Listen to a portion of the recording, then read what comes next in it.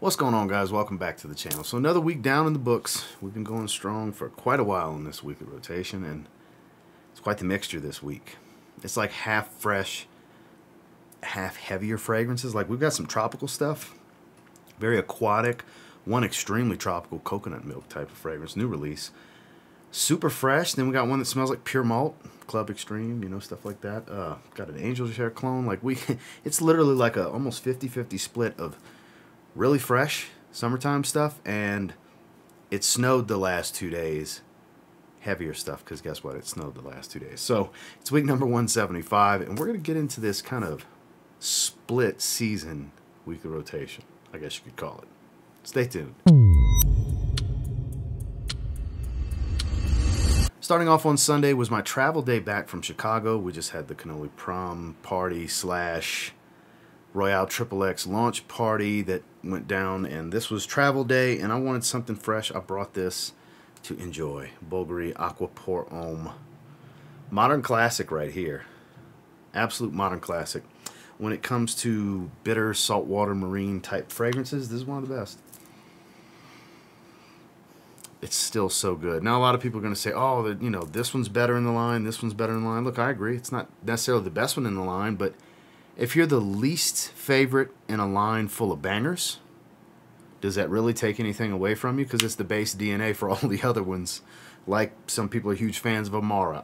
Atlantique is my personal favorite. Marine is a lot of people's personal favorite. Never tried the Teutonic flankers. Not the end of the world. But this is just so good. It's still floating in the air. Beautiful. And it actually performs really well on me. 8 to 10 hour range, believe it or not, on my skin. In cooler weather.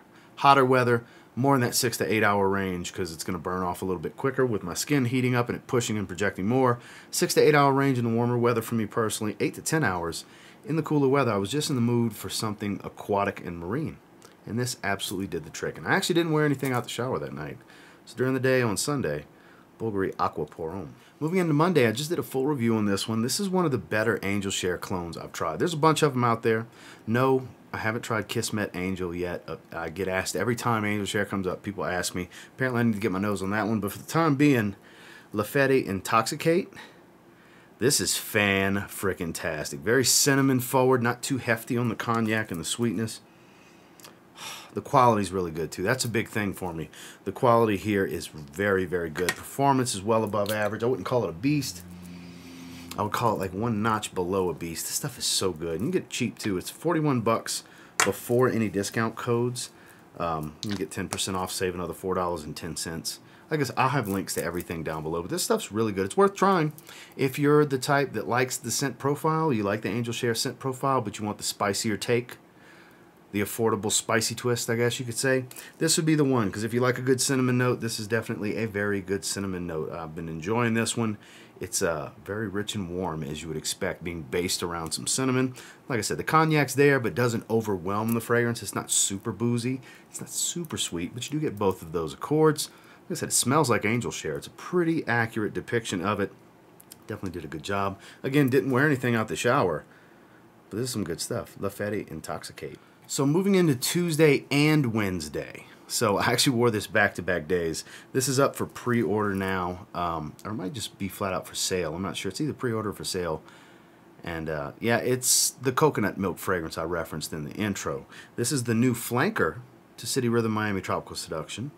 This is City Rhythm Miami Tropical Confessions. 3 stages of creamy is how I would best describe this fragrance, I guess you could say. I did a full review on this one. It's very soft citrus and creamy coconut at the top. Starts to settle into a creamy floral warm fruit smell. And then a very creamy, woody, musky type of tone as it dries. But 3 different types of creamy, but creamy from start to finish. Very tropical. Very, very tropical. Like I said, it's based around this coconut milk smell. And the citruses and the fruits, it never becomes too sweet. There's a little bit of sweetness here, but I wouldn't call it a very sweet fragrance by any means. I wouldn't call it a very citrusy fragrance, because it's kind of balanced out by all the creaminess going on in here. You've got sandalwood, you've got the coconut milk, you've got some creamy white florals. It just all kind of works. Very delectable stuff here. One of my favorite releases from the house, easily. This might have, like I said in the review, I believe this has jumped into the top 3 for me. definitely try this one out for yourself. Get your nose on it. You may not feel the way I feel, but if you don't try it, you won't know for certain. I wouldn't call it the safest blind buy on the planet, but I also wouldn't call it the most risky blind buy on the planet. The beautiful thing is you can definitely get a sample and try it first. And really been digging this one. During the day on Tuesday and Wednesday was Miami Tropical Confessions from City Rhythm. Now, on Tuesday out the shower, because I didn't wear anything Wednesday out the shower, but I needed to shave. It was time for a good shave on Tuesday, and I went with Business Over Pleasure. My first release was Zaharoff. This is the Aftershave Splash. You can see I've got a pretty big dent in that. And of course, I gave myself some sprays of the fragrance. I mean, might as well, right? I'm officially done with the first shave soap. I have 2 of the shave soaps. I had the prototype one, which is the one I just went through, and I've used the retail release with the glossy labels and everything a few times, but I mainly was going through my prototype one with the matte finish, I guess you could say, labels before we did the glossy option. Like, this is the glossiness on the label. You see that shine to it, you know. But beautiful stuff. Obviously not for sale anymore. There are still some kits available from Gentleman's Nod if you want to get the shave products. But as far as the fragrance, long sold out and discontinued. Beautiful, bright, fresh, citrusy, spicy type of opening. Creamy, powdery Irish ginger combo. Crisp and spicy. Smoky, creamy woods from Gaiac Wood and Palo Santo in the dry down. And so on. Just lovely, very versatile, inoffensive office-style fragrance with some really good quality. I mean, obviously, I'm a big fan of it. It's my fragrance, right? But out the shower on Tuesday, had a good shave and went with Business Over Pleasure. So moving into Thursday, I just got this in from our good friends over at Fragropedia House overseas, and this is from Lark Parfums. This is Memoire, Carnet et Voyage, I believe is how you say it. This is spectacular. I did a first impressions on a live stream and then did a full wearing the next day. This is awesome. This is so good. Inky, fresh, watery, but fruity tart. Bitter fruity, I guess, would be the better, and a little tart. Blackcurrant. There's pineapple in here, but I don't really get much of a pineapple smell. It's dominated by blackcurrant. If you look online, people are relating it to Silver Mountain Water, and the inkiness and freshness at the top, I can see where they're coming from, but it settles into much more of a very woodsy type of fragrance, a little bit more earthy. There's some florals here in the heart. I wouldn't call it, God, that's so good. I wouldn't call it the same fragrance by any means. I would say maybe there's like a 50% similarity because of the way the black currant comes across with the fruitiness and stuff. But this is awesome, man. I am so impressed by this one. Damn, the only downside, though, I just noticed some of the paint's coming off a little bit. You see it flaking. See, it's still there, though. Not the end of the world. Bottle's nice. Half the good weight to it. Great sprayer. Interesting cap, too. I like the cap. But the scent profile, gorgeous. High quality. Not overwhelmingly strong. Like, not a monster projector. Like, I would say average-ish. With an average-ish moderate type of sillage after the projection calms down. But definitely in the 8 to 10 hour range in longevity. Like, this is some really, really good stuff. And I think this is something that isn't too heavy to where you can't wear this in the heat, but it's also not too fresh and light to where you can't wear this in the cold. I think this is good signature scent stuff. If you kind of want to step out the norm, where there's not too much of a challenge, there's no real challenge here, and there's a little bit of familiarity with some of the accords and the way the notes are used, with it still being its own thing. So, big fan of this one for sure. Lark Parfums, this is Memoire. Then we got the shower. I typically don't want something with this kind of longevity out the shower, but it was on the rotation table. I figured, why not? Armaf or Fresh. Basically, the eau de parfum version of Versace Men Eau Fraîche.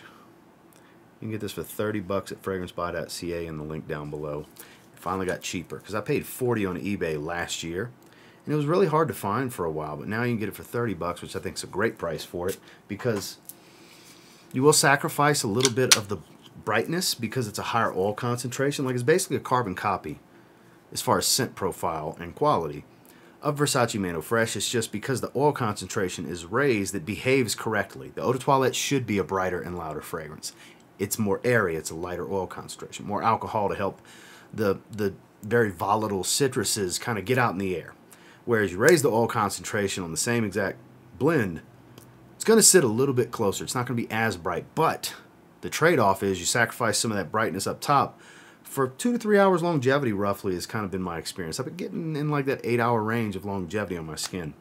I dig this. I would buy this over. I do have Versace Mano Fresh as well. I got a bunch of fragrances that smell like it, but if I had to just pick one, I would pick this one because it's the same scent with better longevity for 30 bucks. I mean, pretty hard to beat, right?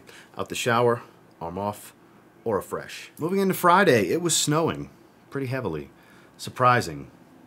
I just had some days of warmer weather where I was wearing freshies. Now it was, I mean, literally snowing outside, like several inches. I had to scrape snow off the car just to go to the gym. I was very, very upset about that. I hate the snow.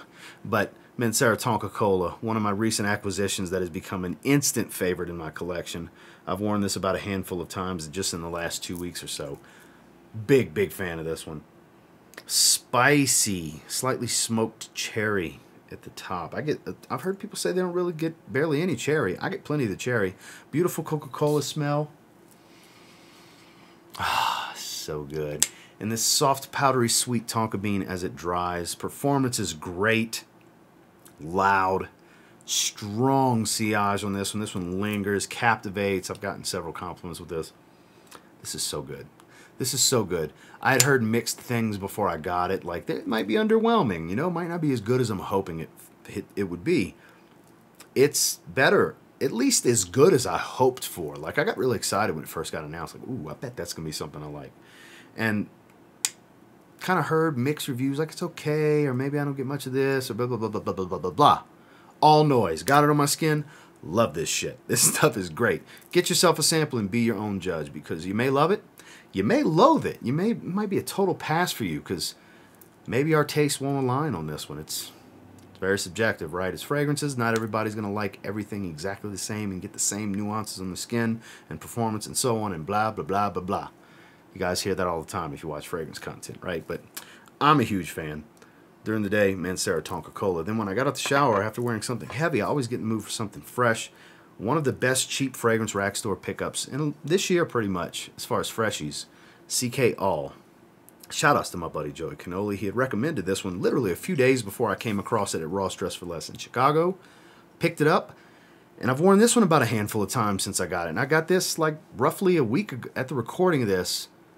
I got it like 8 days ago, and I've worn it 4 or 5 times at this point, counting gym, daytime casual, out the shower like this particular instance. This is great.